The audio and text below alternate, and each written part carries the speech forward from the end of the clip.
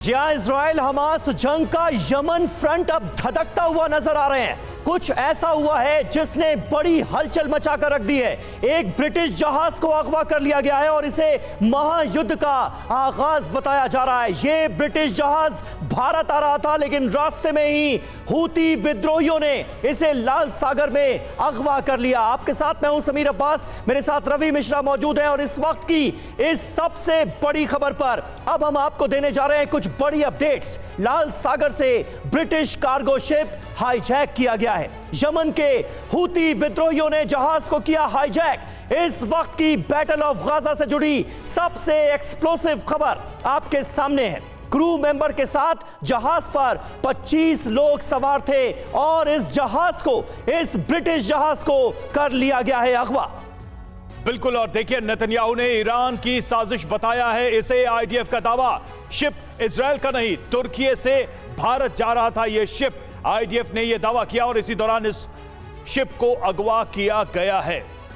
और अब आपको अगवा हुए मालवाहक जहाज की तस्वीर दिखाते हैं। ये वही मालवाहक जहाज है जिसको हूती विद्रोहियों ने लाल सागर से अगवा कर लिया है। मालवाहक जहाज के अगवा होने के बाद की यह तस्वीर है। वीडियो में आप देख सकते हैं ब्रिटिश मालवाहक जहाज गैलेक्सी को हूती विद्रोहियों ने अगवा करके यमन के हुदैदा शहर के करीब रखा है। हुदैदा शहर के पास इस जहाज को, इस शिप को रखा गया है। देखिए, सबसे खास बात यह है कि यमन की तरफ से कल एक बड़ी धमकी सामने आई थी और जिसमें यह कहा गया था कि इजरायली मूवमेंट पर नजर रखने के लिए कई हूती लड़ाकों को लाल सागर में तैनात किया गया और अब एक ब्रिटिश जहाज को अगवा कर लिया गया, यह समझकर कि वो इजराइल का जहाज है। यमन के हूती विद्रोहियों ने जिस कार्गो शिप को अगवा किया है उसका रजिस्ट्रेशन ब्रिटेन का है, लेकिन वो एक इजरायली अरबपति का मालवाहक जहाज बताया जा रहा है, कार्गो शिप है। इस घटना के बाद इजराइल और यमन के बीच तनाव और बढ़ गया है। यमन के हूती विद्रोही लगातार इजराइल के खिलाफ मुखर हैं। वो इजराइल पर मिसाइल भी दागते रहे, लेकिन यह विवाद आग में घी डालने का काम कर सकता है। इस पूरे विवाद में ईरान सबसे अहम फैक्टर है। ईरान हूतियों का मददगार है। कहा यह भी जा रहा है कि शिप को अगवा करने में ईरान ने हूती की मदद की है। अमेरिका भी इस पूरे मामले पर अपनी नजर बनाए हुआ है। यह बहुत बड़ा मामला है, ब्रिटिश जहाज है और ऐसे में ब्रिटेन का आने वाले वक्त में रुख क्या होगा हूती रिबल्स के लिए, यह भी देखना होगा। बिल्कुल समीर, और देखिए जमीनी मोर्चे के साथ अब समुद्री मोर्चे पर भी बड़ी जंग भड़क सकती है और इसकी वजह है हूती विद्रोहियों की कार्गो शिप अगवा करने की यह साजिश।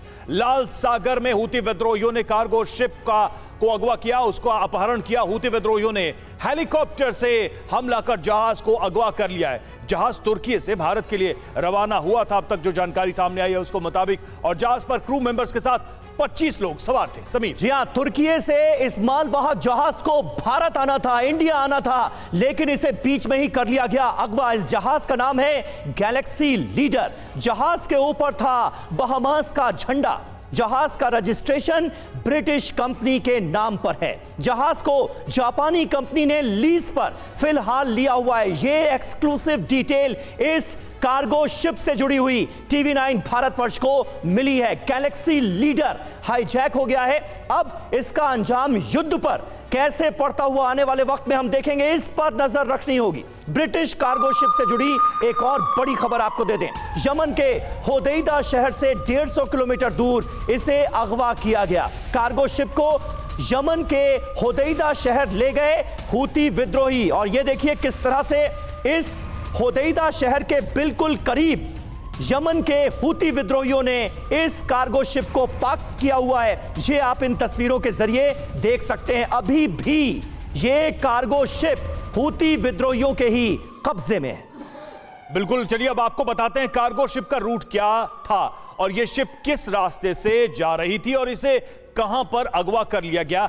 मैप के माध्यम से यह जानकारी हम आप तक पहुंचाने जा रहे हैं। मानचित्र में हम आपको दिखाने की कोशिश करेंगे कि किस तरीके से इस शिप को अगवा किया गया। अब देखिए इजराइल की पोजीशनिंग आप देख रहे हैं, ये रेड सी का एरिया है और ये मालवाहक जहाज समीर यहां से ये मूव कर रहा था और इसी जगह पर, इसी पॉइंट पर रेड सी में इसे अगवा कर लिया। बिल्कुल यहां से इसे अगवा किया जाता है और यमन का होदेइदा शहर है जहां पर बिल्कुल करीब समंदर में लाकर इसे पार्क कर दिया जाता है। हूती विद्रोहियों ने इस जहाज को, जो कि ब्रिटिश जहाज है, क्यों अगवा किया? सबसे पहला सवाल आपके जहन में यही आ रहा होगा। इसका जवाब यह है कि वो ये जानते ही नहीं थे कि यह ब्रिटिश जहाज है। उनको लगा कि यह इजराइल से आ रहा है तो इजराइल का जहाज होगा और हूती रिबल्स ने इसे अगवा करके यमन के पास पहुंचा दिया। अब होगा क्या? क्योंकि अब यह जानकारी सामने आ चुकी है कि यह ब्रिटिश जहाज है। यह देखने वाली बात है, सैटेलाइट ट्रैकिंग डेटा से पता चलता है कि मालवाहक जहाज गैलेक्सी लीडर को जिस वक्त अगवा किया गया वो सऊदी अरब के जेद्दा के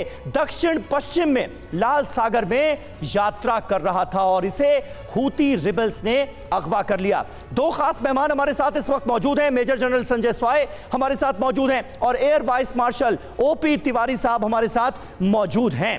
क्या लगता है स्वाय साहब आपको इसका अंजाम क्या हो सकता है? क्योंकि समझकर तो यही अगवा किया गया कि यह इजराइल का कार्गो शिप है, लेकिन निकला यह ब्रिटेन का। अभी भी कब्जे में किसके है? हूती विद्रोहियों के है। अब ब्रिटेन क्या करेगा या बाकी सारे देशों का इन्वॉल्वमेंट इस घटना को लेकर क्या होगा? क्या अंदाजा लगा रहे हैं?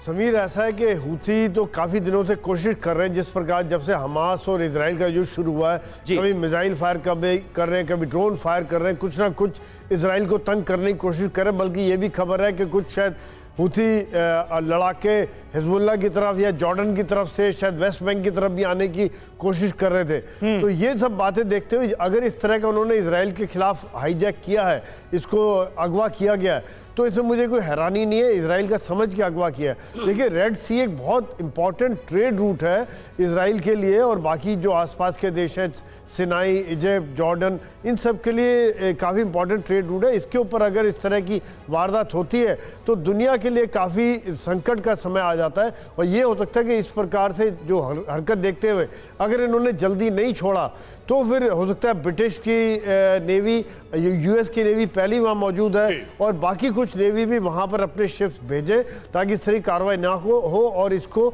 छुड़ाने के लिए हूती के ऊपर प्रेशर बनाया जाए। क्योंकि बड़ा इंपॉर्टेंट है, क्योंकि अगर वो नहीं छोड़ते हैं तो ये युद्ध नेक्स्ट लेवल पर चला जाता है। बिल्कुल, यानी आप मानते हैं कि इस युद्ध के ठीक बीचों बीच एक बड़ा प्रोवोकेशन साबित हो सकता है, उकसावे वाली कार्रवाई साबित हो सकती